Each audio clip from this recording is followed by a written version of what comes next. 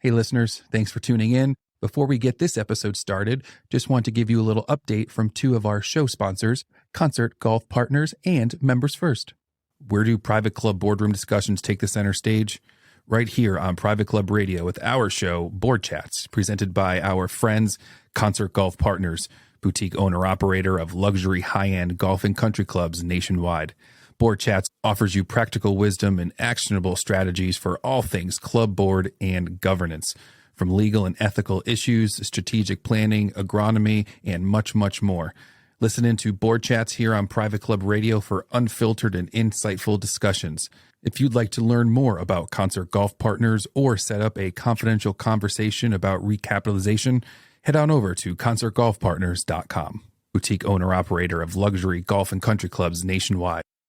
Engaging your new members is a breeze with the award-winning new member onboarding program by our friends over at Members First. Now, this is a really cool, unique online welcome center just for your new members. And all of this is carefully curated with a bunch of custom automated emails to make your new members feel appreciated and engaged. You heard that. Automated, so you won't have to worry about anything. And what all this does is it delivers a consistent process of familiarizing the new members with the club's amenities and programs to really help ensure that they're engaged by the club early and often. And if you don't think you have time for it, no problem. The program is low on commitment and high on returns. So if you'd like a complimentary evaluation, head on over to membersfirst.com/PCR. That's membersfirst.com/PCR. Fill out the form, and one of the cool people over at Members First will be in touch, because evaluating your current process is the first step to enhancing the new member experience. Welcome to Private Club Radio, your weekly source for industry education, news and discussion. Broadcasting from Tampa, Florida, ladies and gentlemen, here is your host, Gabriel Aloisi. Hey friends, welcome to another episode here of Private Club Radio Live, the new live show that we're doing here in 2021. Been doing it for, this is our fourth week going now, so been having a lot of fun. What makes this platform really cool and really interesting is that this is your chance to really have a communication with the experts that we bring on this show every week. And today we're going to be joined by two amazing guests. First, we'll be speaking with Peter Nanula of Concert Golf Partners. And after that, we'll be speaking with Michael Crandall, CNG. Both of these gentlemen are going to be chatting about leadership. So we're going to talk about leadership roles of the board and leadership roles of the management. They're going to tell some incredible stories. So we should have a lot of fun. If at any point during this, you've got questions that you want to ask, I'd love to hear them and they'd love to answer them. So please use the chat no matter what platform you're using. Some folks are watching this on YouTube, some are watching on LinkedIn, and some are watching in our Facebook group. So whatever platform you're using, go ahead and use the chat and I'll be able to see those questions and we'll feed them over to our featured guests here. Before we get started rolling here, I do want to thank our sponsors of Private Club Radio. This show would not exist if it weren't for a couple of our sponsors here that have supported this show and that are dedicated to putting out wonderful education each week to all of us. And first of all, you're going to hear from one of them, which is Peter Nanula and Concert Golf Partners, who are giving capital and advice to clubs all over the country. Right now, their club network is 22 clubs strong, and they do an amazing job. If you're a longtime listener or viewer of this show, you of course have heard Peter talk, and it's going to be fun to have him back on. I also want to thank Restream.io, which is the platform that I use to go live here. Restream, you can use this platform to stream your communications to over 30 other platforms. So that's how we can go live on YouTube, LinkedIn, Facebook. It's an incredible piece of software, very user-friendly. In fact, Michael Crandall's camera is now working, so we're going to be good there as well. I can see him in the background. So it's just a great platform that makes going live easy. And again, the interaction that you can have with your members on a platform like this, it's to me very exciting. I also want to thank Capstone Hospitality, who helped clubs with their marketing and membership sales. We had Brian Friedrichs, the founder of Capstone, on last week. He did a great job breaking down his top 3 membership sales mistakes. So if you missed that episode, go back and listen to that one. But just want to thank all of our sponsors here in 2021. And it's just been a blast putting this live show together. So without further ado, I'm going to go ahead and bring on our first featured guest, which is Mr. Peter Nanula, who's joining us, I believe, all the way from California. Peter, welcome. Hey, how's it going, Gabe? It's going really well. Are you in Newport Beach? Is that where you're at right now? Actually in San Francisco today, so you're looking at me live in the hotel room. Beautiful. Yeah, it's a good-looking hotel room, though.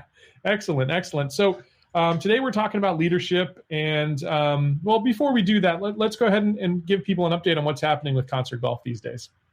Yeah, so just to remind people, Concert Golf is a boutique owner-operator of private clubs. So we're up to 22 private clubs now, like you mentioned, all over the country. And, it's both the capital side that you mentioned as well as professional management of clubs. So 22 and adding a few more as we speak.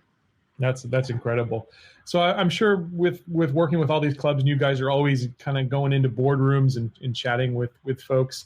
What are some of the lessons that you've learned over the years, or share with us some good stories that you've had, Peter, in talking about leadership? Yeah, I mean, just recently picking up on your theme of leadership, we had that one episode on Private Club Radio or Board Chats about the general manager as more of the CEO versus the COO. I think that model, the more and more when we spoke to Dick Copland and Michael McCarthy, I got a lot of feedback about that one, where boards think that they should be in charge of all the day-to-day operating details, the menu and the membership prices and everything, whereas the ones that seem to be performing the best are like Michael McCarthy's club, where you delegate the authority to run the club on a day-to-day basis to a really top quality general manager like Michael, right? So the GM as CEO, I think, is a big theme we've been hearing. More and more boards.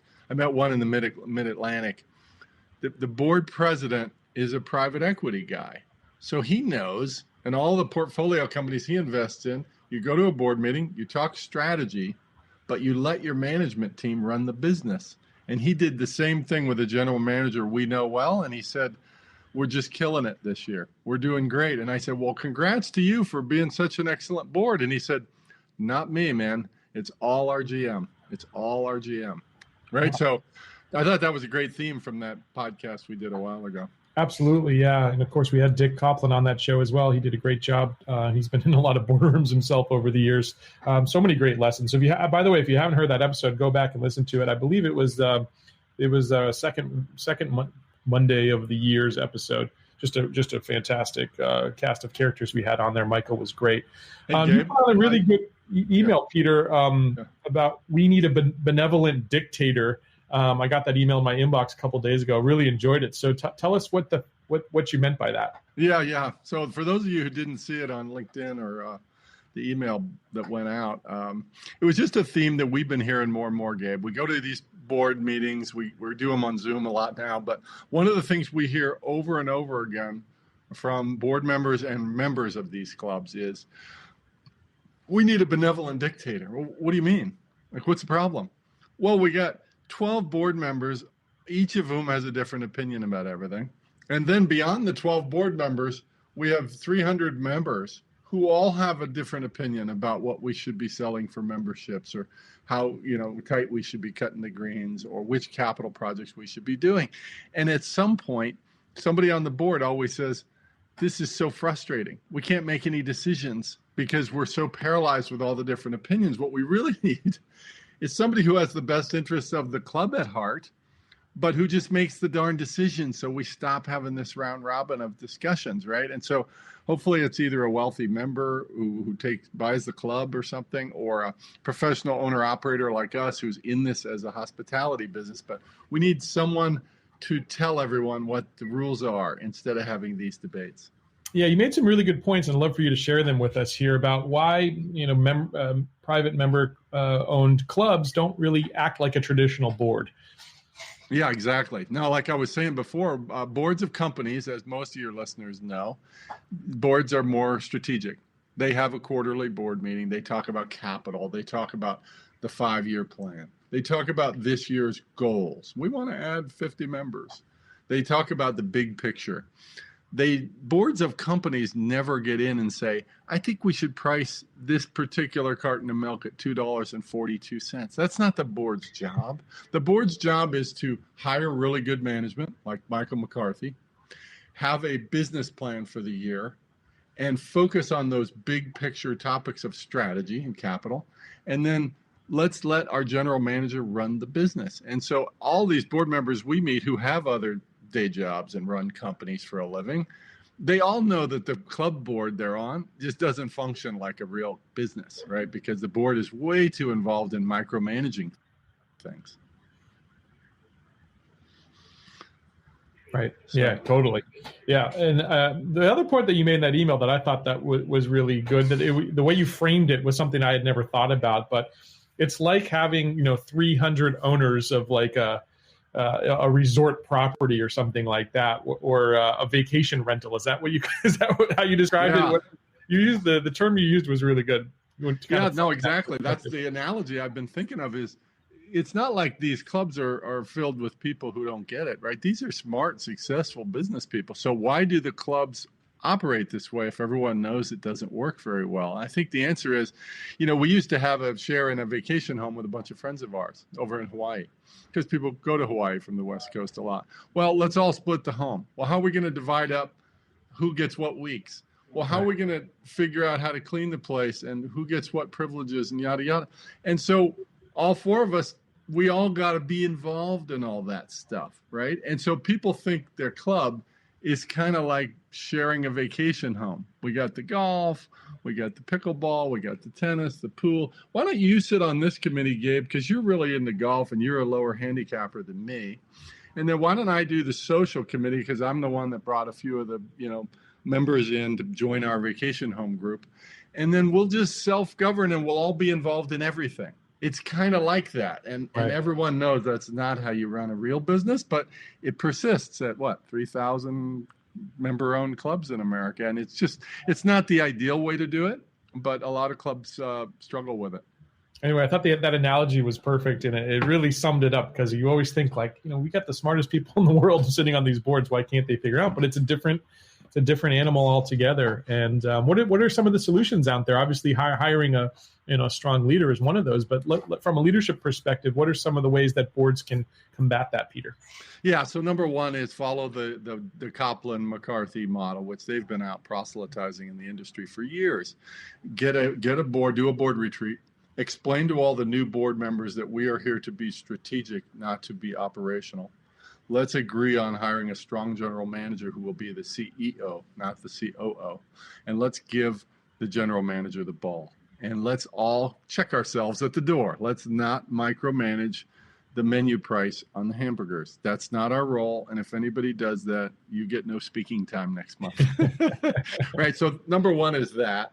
I guess number two is, if you're having this problem for 2 or 3 years in a row, it might just be the structure, right? And so try as hard as we haven't been able to solve it. So let's think about whether there is a wealthy member or group of members that would take over the club and run it. Let's think about interviewing at least partners like Concert Golf, or, Club Corp's been out there for years. There's a couple other companies who do this sort of thing. Those are options. Or having a board chair. Here's another one, Gabe. Having a board, most of the bylaws of member-owned clubs have rotating boards every year, right? And you know how it works. 3 people roll off, 3 roll on, and then everyone changes seats. Right. Well, if you have somebody, let's say you're the board chair at Carrollwood Country Club in Tampa, and you really have kind of learned a lot about the industry in recent years, and things are working smoothly, how about we give Gabe a 5-year term, if he's willing to do it? And let's have some continuity at the board level where Gabe is sort of the benevolent dictator, but maybe he's got some committee people around him. But basically, we like what's happening. Let's stick to the 5 or 10-year strategic plan under Gabe's leadership, instead of passing the baton to some other person who then has to learn this game all over again. Yeah. Those are ideas we've heard. Yeah, absolutely. I think the revolving door, that leads to a lot of problems in so many ways. And then you get people that come in and they've got a specific thing that they want to focus on, or a drum they want to beat, and that's where you get into problems. It's so important to have that long-term strategic plan, that 10, 20-year vision. What are some of the other ways, and how can you help clubs maybe solve some of those problems? Well, when we come in, it's a complete overhaul of the governance, because we are that benevolent dictator, right? We become the decision maker at the club. Now, up front, when we recapitalize a member-owned club, we enter into a series of agreements with the board that says, we want the dues prices to be reasonable. We don't want real estate development. We want certain things, and we enshrine that in the document. But after that, we run the club. The members don't do that anymore. They're on an advisory board. So we meet with them every month or two and say, what's going well, what isn't, what should we focus on? But we're the ones making the decisions because we just invested $5, $10, $15 million in the club. That's the problem completely, right? Yeah, absolutely. If folks want to learn more, you guys have a great video, which I'm actually going to play that video for everyone here after we speak with Michael. But just to get a better sense of what Concert can do for your club if you're struggling with some of these problems that we're talking about. But if folks want to reach out directly to you, Peter, what's the best way to do that? Yeah. Our website, concertgolfpartners.com, has all this information. My phone number and email are there. And most of our discussions are confidential chats, Gabe, with board members nowadays, a lot by Zoom like this. But, just call up and say, I'm not sure our club would ever go for this kind of level of change, but you seem to know a lot about this. So can we have a call at 2:00 on Thursday? And we just chat about their club, their dynamics, completely confidential. And if we can help, sometimes we're pointing them to people like yourself or Dick Copland. They need a new general manager or they need help with membership marketing. Other times we're explaining to them exactly how our recapitalization works, and we get into a whole process with them.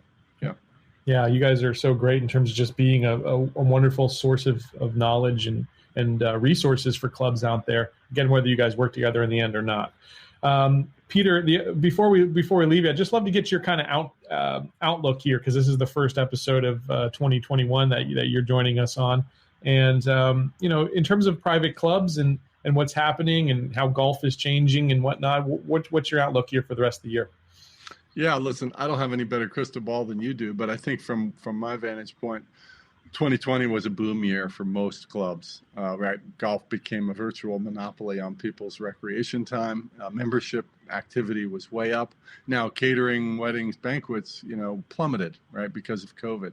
So I think mid to late in the year, that will all start to come back. So clubs will benefit from that.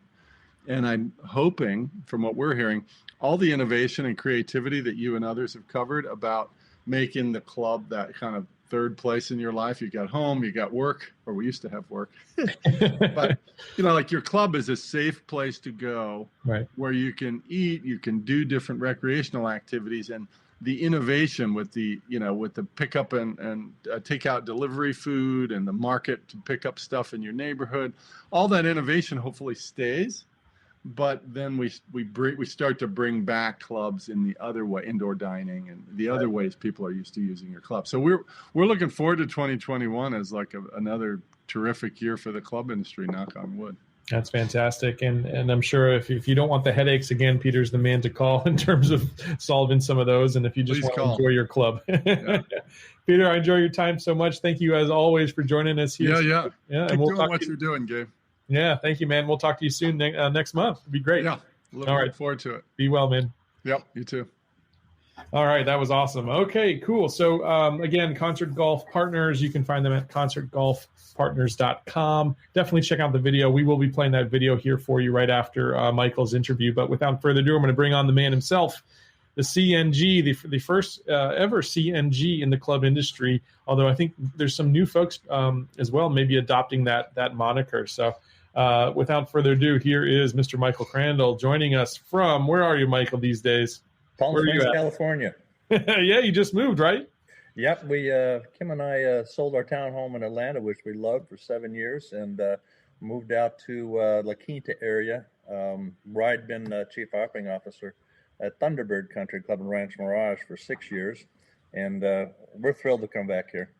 Oh man, yeah. So from the East Coast to the West Coast, you're on a new time zone. You got all the adjustments happening, and it's a different vibe over there as well, isn't it? Isn't it? Well, Kim and I joke about the only bad thing about California is that's in California.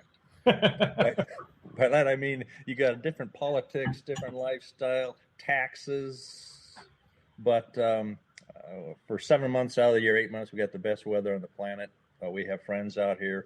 And now we're in a gated community private club, which I never aspired to because I know the inside stuff. And we're real thrilled to be here. That's like my brother-in-law he has a carpet cleaning business and he has no carpets in his house. So I'm thrilled to be here, but I was also thrilled. I thought Peter was so spot on. He brings so much to the industry and hits a very needed market niche, and his right on point with his comments. Really good stuff. Absolutely, he was always a fun time. I listened to two of you, and both of you happened to just mention the number 300 in your dialogue with 300 members. And it reminded me when I was giving a lecture at Purdue University to their hotel, restaurant, hospitality school years ago. And I was trying to tell the students that maybe they should consider private clubs as a career path rather than Marriott or Hyatt, whatever's going on there. And this one guy raised his hand. Every word of this is true. He raised his hands and he says, well, I don't mean to embarrass you, sir, but anyone to get into private clubs would be crazy. And I said, well, sir, you have a strong opinion about this. Can you back it up? Share with us why you feel that way. And he said, well, he says, like at a club, he says, if you'd have 300 members, that means you've got 300 bosses. And I said, oh, no, you're wrong. You're wrong. You haven't even counted their wives yet. Good one. Of course, that was years ago. In this day and age, it might be you haven't counted their husbands yet because the women are leading it and they're the members. But the point is still there about different input of different people. That's awesome. We have someone who joined us all the way from China, so I just want to say thank you for that. Thanks for the comments. If you got any questions for Michael here as we go, we're going to be talking about leadership. If you've got any leadership questions, how to properly manage your club, this is the man to speak with. So we appreciate you joining it from wherever you are in the world. Michael, you wrote an awesome book about a year and a half ago or so. Tell us about how that process was and how that's been going. Well, I spent about that much time preparing and writing it. Actually, writing it was straight 5.5 months, where I put aside any speaking engagements, any consulting gigs, and I just dedicated myself to that book for 5.5 months.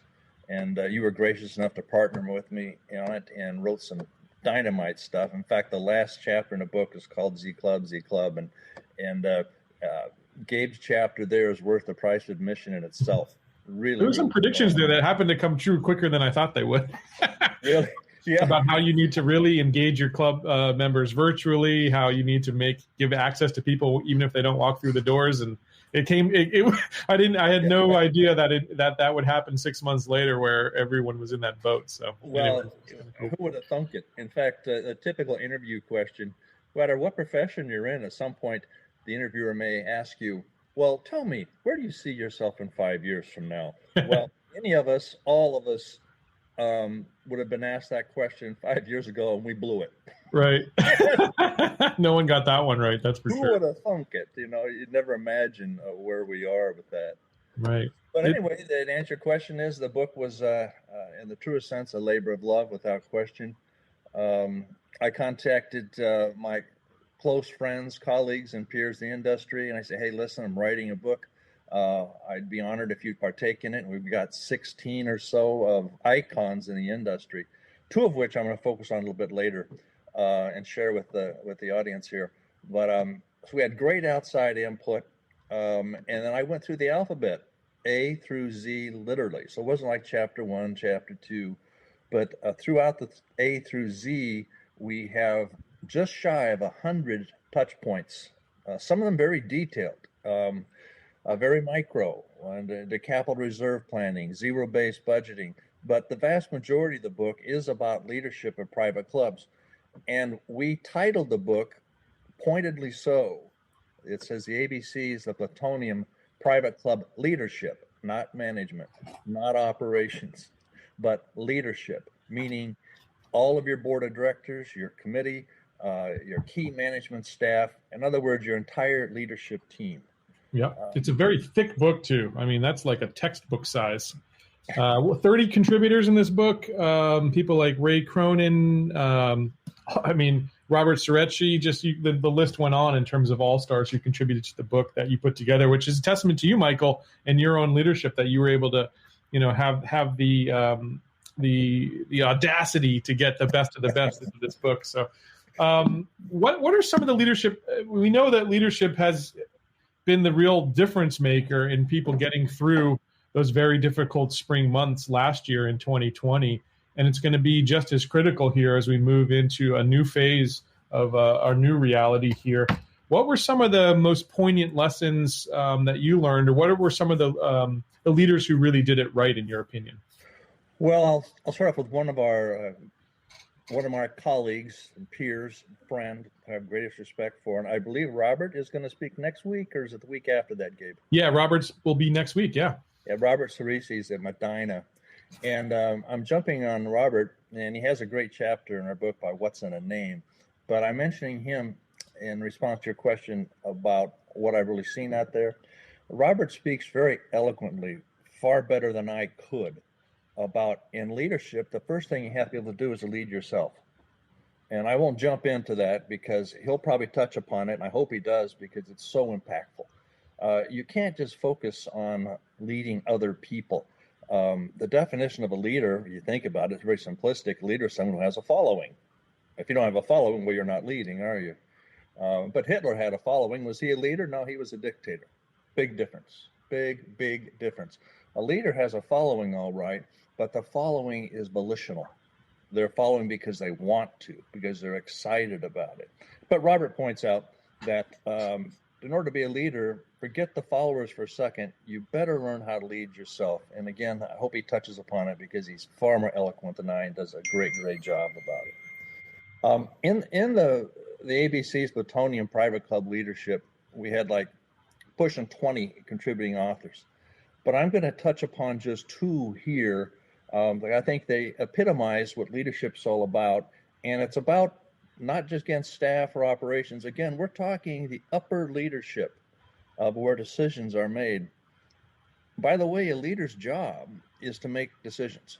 That's what you're paid for. That's why you're there. But anyway, I want to point out two people. One of them is Bud Gravett in our book, and Bud is the past chairman of Turner Construction Company in New York City, a bazillion-dollar corporation with offices worldwide, and he is an icon in that industry.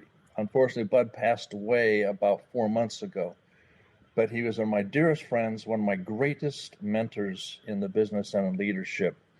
And I had the privilege of working with Bud as president. I reported directly to him at Thunderbird Country Club in Rancho Mirage here in California. And Bud was an incredible leader. So I'm going to share a couple things that he points out in the book about leadership. And he says that the individual executive, and we use the initials, not CNG, but GM/COO. And they are responsible, according to Bud's input, and it's in the book, elaborate on deeply. They're responsible for the management of the club, but they also must be responsible for providing leadership for the club. And in Bud's experience, and he is a president at several clubs over his entire career, he was on all kinds of committees and what have you. And he says that when he sees a club that has a different governance model of where their top paid person in operations, whatever the title may be, GM, CO, CEO, whatever it is, if they're not given the responsibility and authority for management of the club, which pretty much means operations and all the department heads, but also providing leadership for the club, Bud says that as far as I'm concerned, that club is destined for failure, or it's made limited to anything but mediocre type success. Yeah. Bud points out that the acronym GMCO is meaningless if it's just letters behind someone's name in the club newsletter. Right. They really need to mean something. The letters GM, which is supposed to be general manager, that speaks to the role of management of pretty much of operations. The letters COO, that speaks to the role of leadership for the entire club. By truly putting these letters together, the result is a successful balance of both the responsibility and the authority in order to drive the success of the club and make sure it's a viable operation going forward.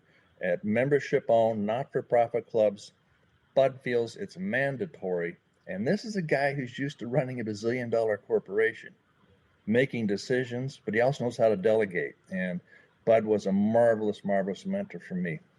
I'm going to share with you, this isn't in the book because it happened years later, but Bud sent me a personal note pretty much out of the blue, and I'm going to read it to you word for word. And if you read between the lines and you think I'm talking about me, you're missing the point entirely. It has nothing to do with me. It's the leadership and the role that Bud really feels to succeed in a private club executive level. You need to have this relationship.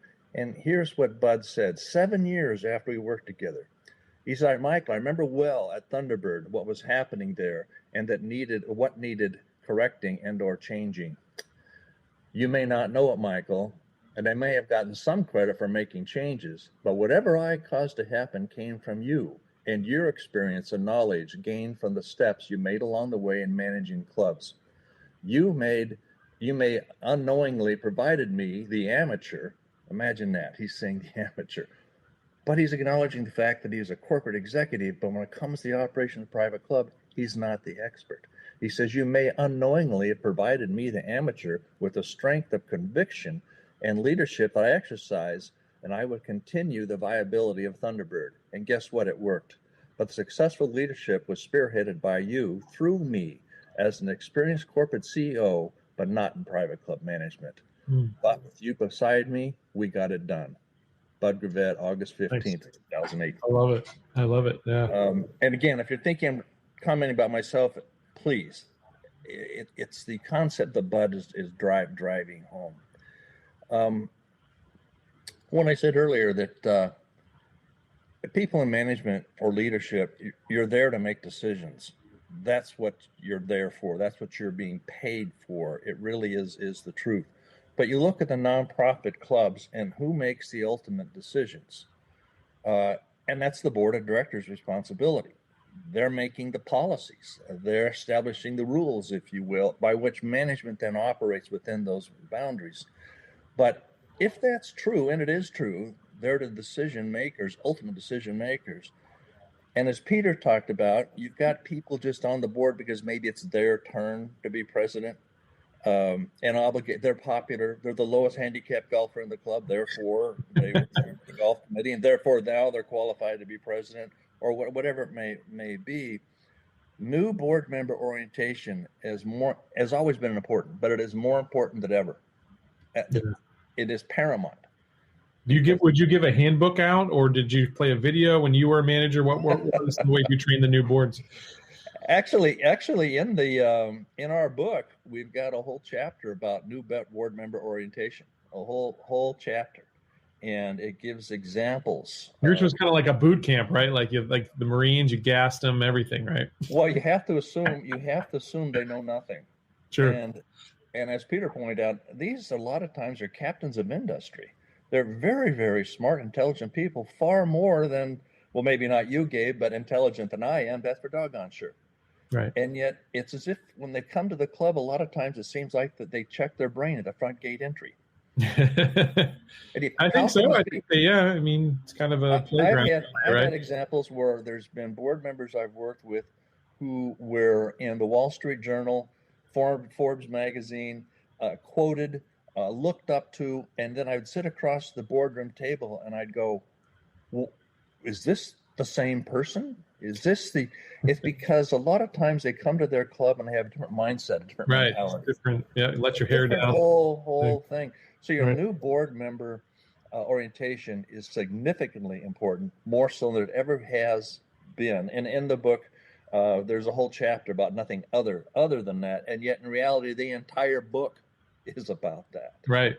Yeah, the entire book. So many good lessons. I loved Bud's chapter. That was certainly one of them. This question just came in, Michael, which I thought was relevant to the line of thought we're on here. Can you talk about leading the leaders or boards of a club with today's dynamics and challenges? Well, in today's stuff, I think one of the silver linings of COVID, and there are silver linings. There are some things, residual things that can be positive and built upon. But I think one of the things that's happened here is that the board of directors in general, the clubs I spoke to around the country, they have seen their management team perform at a higher level than they ever imagined. They just had no idea of how much coordination it took to adhere to all the rules, the ever-changing rules of COVID, and able to retain staff through that.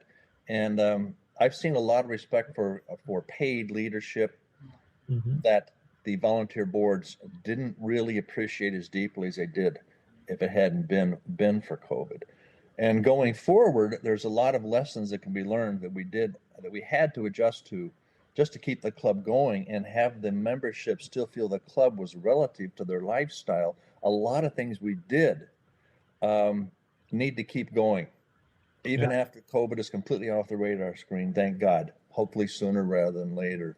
But a lot of things are still there. Do you think more clubs are putting more trust then in their management teams and allowing them to make those hard decisions? I believe that's true. That's what I sense and what I've seen and heard throughout the industry. Yeah. It's also true that because of COVID, and some clubs really struggled more. We all struggled, but more so than others. And a lot of very talented and qualified people in the industry suddenly found themselves unemployed. And what that means now, though, as we're coming out of it, hopefully we are making the turn coming out of it. There is a lot of very, very high qualified, talented people out there who otherwise would never have been available.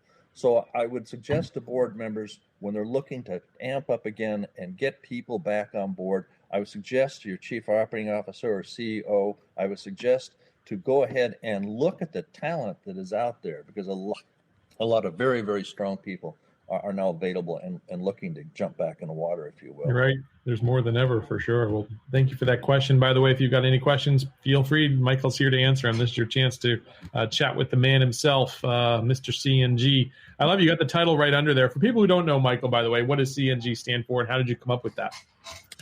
Well, I did for 5.5 years. For 5.5 years, a number of years back, I did nothing but speak and write and consult.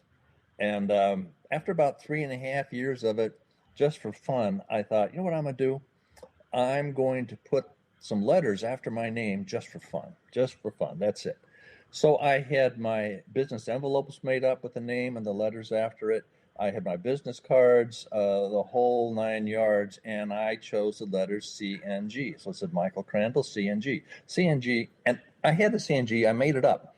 And I put it there because one reason, fun. And I thought people were going to ask me, well, what does CNG stand for? You got to, what is it? What is it? And the 2.5 years that I used it back years ago, I only had 2 people who even asked me. Well, it stands for Certified Nice Guy. And I thought I was going to have so much fun saying, well, you don't know what CNG is? Oh, my gosh, it's Certified Nice Guy. Of course, it's a self-certified nice guy, but right. A nice guy nonetheless. But what I learned from that, and I touch upon it, or we did in our book as well, is that people really don't care about titles, whether it's czar, king, queen, emperor, much less general manager, chief operating officer. They're not impressed with titles. Most certainly your membership is not impressed with your title. What they are impressed with is, who are you really as a person? Right. And what is it you can do for us? Can you come through for us? That's what they care about. So CNG came from just a joke for something to do, but I've maintained it, and now I've had Michael Crandall CNG for, 25, 30 years. I love it. What do you think, while we're on this line of thought, what is the best way for a manager to show his humanness, or to show his who he truly is to the membership in the best, most respectful way? I had a wonderful mom, and she taught me a lot of wonderful things, as basic as when she says, Michael, later on in your life, you're probably going to get invitations to parties. I'm going, cool, Mom, that's great. And she says, well, some of them, though, on the invitations, I want you to be aware of this, it's going to say black tie optional. My mother taught me a lot of good things. This is one of them. She says, Michael, when you get an invitation that says black tie optional, remember this, they're joking. You wear a tuxedo. So she taught me a lot of good stuff. But one thing she taught me, in direct answer to your question, what are some things you can do to prove and really touch with people, is she told me that, Michael, the greatest gift you can give anybody is not flowers, it's not candy, it's not gift cards. The greatest gift anyone can give to another is their time. That's the greatest gift you can give, is their time. So to answer your question, what's one thing, maybe if not the most important thing? You've got to be willing as a leader to give people your time. You can't think, well, I'm so busy, or I'm flying at 60,000 feet and I don't have time for those new level, entry level, lowest paid employees. Right. You feel like you don't have time for people. You're correct. You don't have time. But I've learned that we always have time for what we make time for. And if you're making time for anything other than the people around you, you're making a big, big mistake. I suggest you make a habit of entering the club through a different door every time. I love that. A different door every time. And open your eyes. What do you see? What do you hear? Who are the people you meet? And spend time with those people. When you spend time with people, what you're really doing is you're exhibiting humility, a humble aspect, because it means you care about them. So stop, engage in conversation, enter through different doorways, stop the people, say hello, good morning, how are things going for you? Not just as they're some bigger box organizational chart, but rather down on a heart level, how are things going for you? What's going on in your life? Right. It reminds me actually of a statistic I heard years ago about doctors and their bedside manner. If you looked at the people who actually got sued, right, for malpractice, the doctors who had incredible bedside manner were dramatically sued less than ones that people didn't consider to have good bedside manner, right? So if you care about job security, people will forgive things or mistakes that you make if you're that human person, if you have that total connection with people, and that's if you're ever concerned about job security, that's the number one thing you can do. But I love your idea of walking through different doors. That's fantastic. I remember when I visited you. You were at the time, I think, interim general manager up in a club in Kansas City, and I believe you had an open door policy. Is that how you generally kept things when you were managing clubs? You have to. Yes, the answer is yes.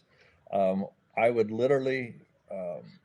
This is what I do. I'm sitting at my desk. I'm on the laptop, on the computer, whatever. You look over and you see someone standing in your door. And sometimes they're very sheepish. They're not used to going to the general manager's office. And I didn't use my executive assistant as a gatekeeper at all. And you look over there, and there they are. Maybe in their whites as a steward down washing dishes, whatever it is. Someone from the locker room. There they are, and they're standing at your door. The last thing you want to do is say, well, I'm pretty busy now. Would you talk to my executive assistant and she'll get you on my calendar? What? Right. It's crazy. I would not in theory, but literally, unless it was absolutely imperative that I had to do exactly what I was doing then, I would look at them, I'd smile, I'd say, I'm glad you stopped by. Give me just a second. I would take no more than 5 seconds, shut down that computer, stand up and say, come on and sit down for a minute. Yeah. It's imperative that you do that.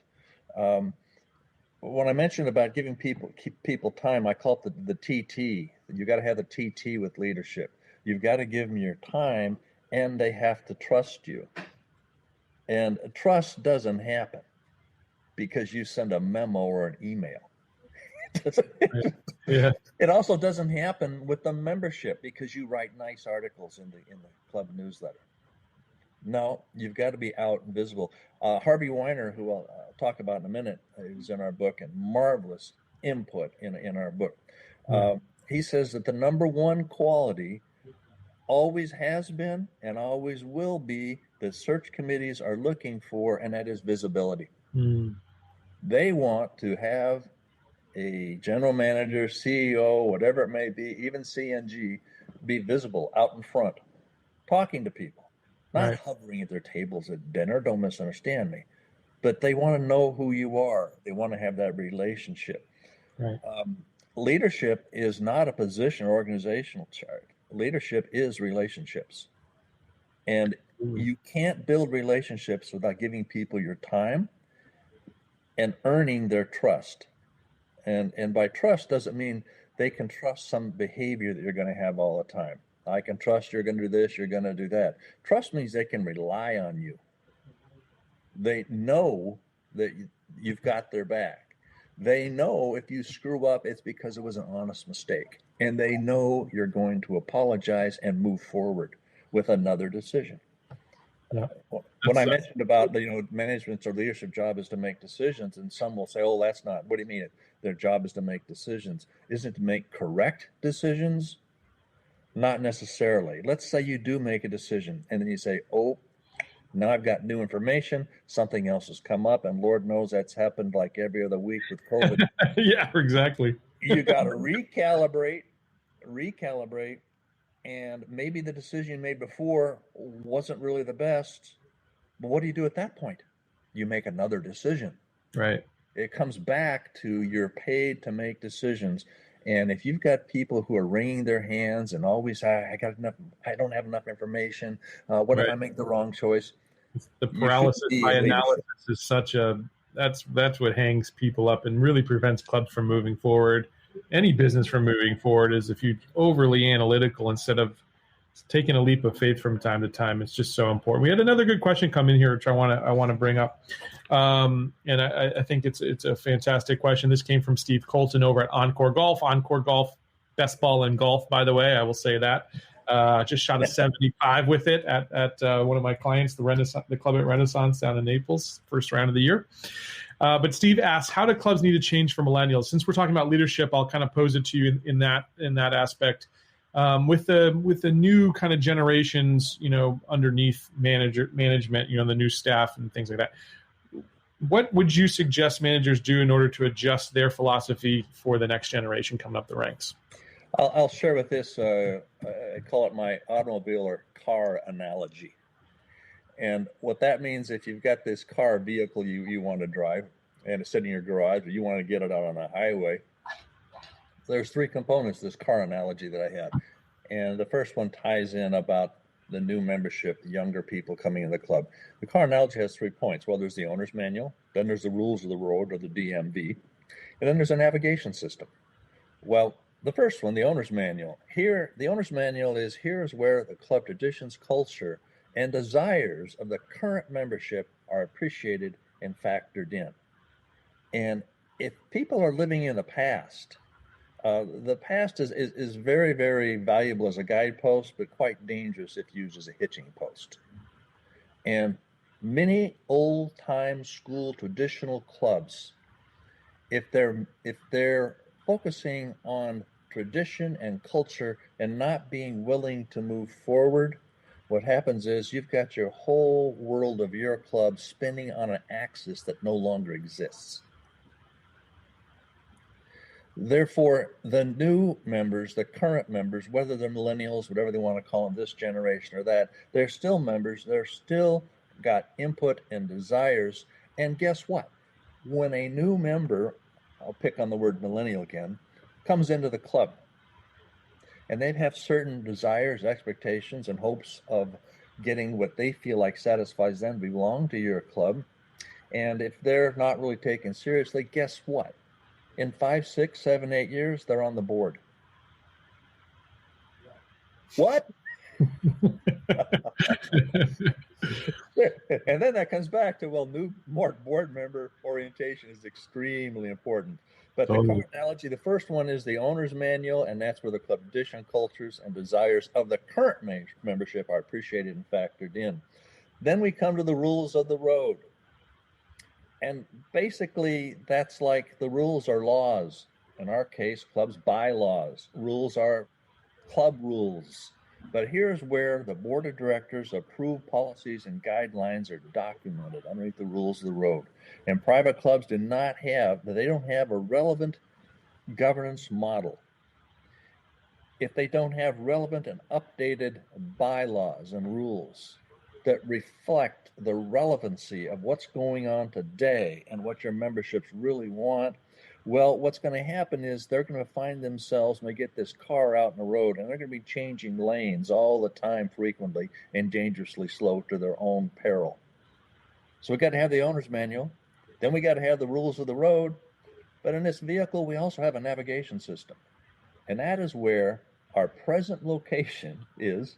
We identify it, and where the map to move forward is input by leadership and constantly monitored to adjust, rerouting. When any new detours, route changes, or new traffic conditions present themselves, and if you're not willing to make the decisions that are necessary to recognize the owner's manual, the rules of the road, and utilize the navigation system, you're missing the boat. Yeah, that's right. That's right. I love a quote about the car. I love a quote with Newt Rockne, and that was, here's a quote. Newt Rockne, by the way, most of you know, was a Notre Dame football coach, renowned for leadership.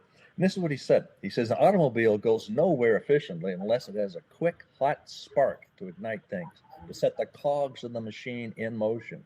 So I try to make every player on my team feel he's the spark, keeping our machine in motion, because on him depends our success. That's a great point. That's so true. It's, we always talk about, every member on the team is vital, but when you talk about them being the spark, that puts a whole new twist to it. That's fantastic. Well, I heard it was a composer. I don't remember the name now, but it was a big-time composer of an orchestra. And someone asked him, he says, well, what is the most difficult position to fill in your entire orchestra? And he says, well, I'll tell you the easiest one to fill is first violin. Right. That's the easiest one. Yeah. I said, well, what are you talking about? That's a very talented, and he says, there are dozens and dozens and dozens of hundreds of people who qualify and could play first violin. He says the most difficult position to fill is second fiddle. Right. That's true. It's second fiddle. Nobody wants to be second, yeah. Because nobody wants to be second fiddle. He says, but I can tell you this, without a second fiddle, there is need no a number two. And the best efforts of the first violin are not good. Yeah. I have a buddy, and he always says, he's more in the world of entrepreneurship, and, he's always looking for, you got to have a solid number two, someone who loves to play that role, who is excited and passionate about helping that entrepreneur build something. You've got to have that number two in your court for it to run, because you can't do it all on your own. You got to delegate some of that stuff off. Michael, we got a couple more questions coming in. So I know we're getting into new topics, but that's what makes going live fun. You never know what's going to hit you.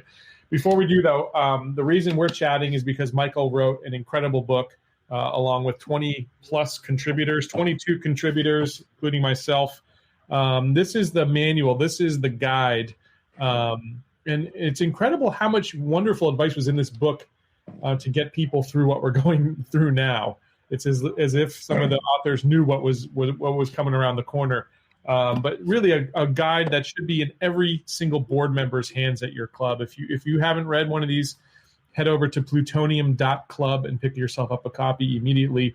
But once you do, this is, we talked about board orientations with both Peter and Michael today. This should be, the manual for a board orientation, just to make sure that everyone's rowing in the same direction on the board. But I want to go to another question here that came in from Mr. Dave Bisbee, who's close by to you now that you're on the West Coast. I don't know if you guys know each other, Michael, but Dave asks, how does the industry retain the COVID surge in participation after the pandemic? So again, we'll rephrase this in terms of the topic of today, which is leadership. How can a leader take the momentum that's happening in the world of golf and really keep that momentum with his team and with his membership and keep them excited, Michael? Thanks for the question, Dave. As I said, I think there's a silver lining because of COVID. A lot of disaster, a lot of challenges, but with leadership stepping up to the plate, there's silver linings going forward. I think the membership and the employees, by the way, when access to their club or place of employment was severely compromised, if not eliminated, it left a gaping hole, perhaps not fully appreciated when things were good, about how very much they really valued the social aspect of their club, the friends they make there, the activities. And I think that part of leadership's role going forward is we can't lose that appreciation. We have to leverage it. That let's continue this momentum that's been really compromised, and let's always appreciate how deeply we care about our club. That's both as a place to work and as members of the club. And certain things happened during the pandemic at its height, and it's not over yet at clubs, but reservations became mandatory. Even to the clubs who, I want to show up with 8 people on Saturday night with out-of-town guests and with no reservation. I want to be shown to my table with my server. And they pride themselves, the club, they pretty well do that. And the clubs who pride themselves as, or my club, we don't have tea times. We just show up whenever we want. And within 5-15 minutes, we're a game with friends and people I know. Well, even to those extremes, suddenly reservations became necessary due to COVID. And suddenly tea times and spacing of groups became necessary to move forward. The menus, if you were going to takeout type stuff, for instance, had to be streamlined. Modifiers had to be reduced, if not eliminated, to maintain efficiency, to enable you to serve the members with the new rules that are there. Well, whether it's menus, making reservations, at tea times, there are things that manifested very good results. For instance, streamlined operations always was a good idea. It's just that you couldn't sell it. You couldn't sell it at a club when things are good. But I think members have now seen and gotten more used to the way things are. So in answer to your question, Dave, I would tread lightly, but never, ever forget the value of belonging to the club, having the place to work, the friends that are made there by the members. Never forget the streamline operations to some degree. Hold on to them the best you can moving forward. And it's a wonderful, wonderful, wonderful world of private clubs. And I do see good things ahead, but we need to tread lightly coming out of this pandemic. Yep, well said, Michael. That's excellent. We just have a couple of minutes here, and I know you had more things you wanted to talk about, but why don't you give us one of Harvey Weiner's best piece of advice from the book? I know you wanted to touch on that today, Michael, but we only have a few minutes left. Harvey Weiner is an icon of the industry, and he put some of the greatest input, again, worth the price of admission. You stamp your dance ticket for sure. Just open the book and listen to Harvey Weiner. Harvey Weiner, by the way, also offers some of the most sought after and most impactful new board orientation programs for clubs. And so if you're interested in that, really look to Harvey Weiner as a source for that type of stuff. But he broke down in the book several areas, and he broke down the advice, and this was the largest chapter in the book, I believe, and because it deserved to be. Believe me, Gabe or I either could have edited down as much as we wanted to, but we wanted to get it all there because it's just sage advice. He broke it down into 4 areas: advice for the volunteer board and the professional management team, specific words of wisdom for general managers, guidelines for successful clubs, and guidelines for life in general. And his input was just great. And Gabe, I'll touch upon not all of them, but just give us one nugget here before we end the show. Okay, I would say guidelines for successful clubs. Harvey says struggling clubs oftentimes do not fully empower a true general manager, chief operating officer, with the authority and the responsibility to effectively lead and be held fully accountable for leading the entire operating team. Clubs that have operated under the club manager, clubhouse manager, committee-run concepts are accident-prone and transition and driving on one side of the road, the other dangerously so. What he kind of sums it up, doesn't he? Yep, absolutely. The book is full of that stuff. One of our big contributors is Ray Cronin. Yeah. Ray Cronin has a great place in there, and he points out, and we all need to know this, that leaders going forward, coming out of this COVID, back to Dave's question, you need to make the decisions. That's your job, but base those decisions on data. Right. Not on feelings or emotions. Exactly. Not at all. And Ray Cronin and his team at Club Benchmarking are the go-to people for this. And they've written great stuff in the book. And I'm honored that Ray is there. Yep. And even Joe and Dave will be on the show next month as well, by the way. They're now joined forces with Club Benchmarking. They'll be talking about how do you set yourself up financially as a club as well? But it's all like you said, it needs to be data-based, data-driven. It can't just be on the whims and fancies of the current president. It's so true. Once again, the book is The ABCs of Plutonium Private Club Leadership. Michael did an incredible job. He wrote a large portion of this book, probably 50%. The other 50% is the contributors. Again, we have really the luminaries of the industry. Michael has mentioned some of those names here on the show.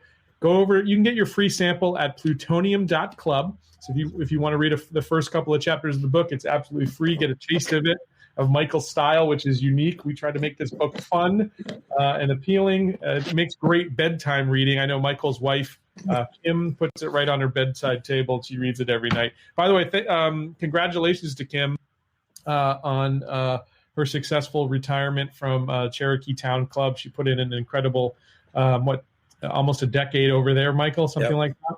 Yeah, a little over 7 years. Yeah, so the industry, I know, we all look up to her and the leadership she provided there, and I'm glad she's hopefully gets a chance to rest with you out there out west. I enjoyed it immensely, my friend. I could keep going all day, but I've got an 11 o'clock meeting that I'm 2 minutes late for already. But thanks to everyone who asked a question, kept the conversation going.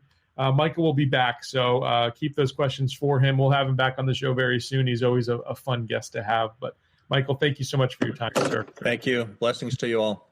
Yep. All right. Before we leave, I'm just going to play a video for you, and I wish you a wonderful, wonderful rest of the week. We'll catch you back here next Tuesday at 10 a.m. Eastern here on Private Club Radio Live. Until then, be safe and be well, and we'll see you very soon. I'm Peter Nanula, CEO of Concert Golf Partners. We are a boutique owner-operator of high-end private golf and country clubs nationwide. We have seen how top-notch private clubs benefit from our capital and our club management expertise in a long-term partnership. Our approach to recapitalizing member-owned equity clubs allows us to reinvest in the clubs, keep member dues rates affordable, and attract new members to join, while building a vibrant club community. Each of our clubs is unique, and we're committed to providing the best possible member experience and preserving the traditions and culture of each club. I look forward to introducing you to Concert Golf Partners and to our process for helping private clubs to thrive for the long term.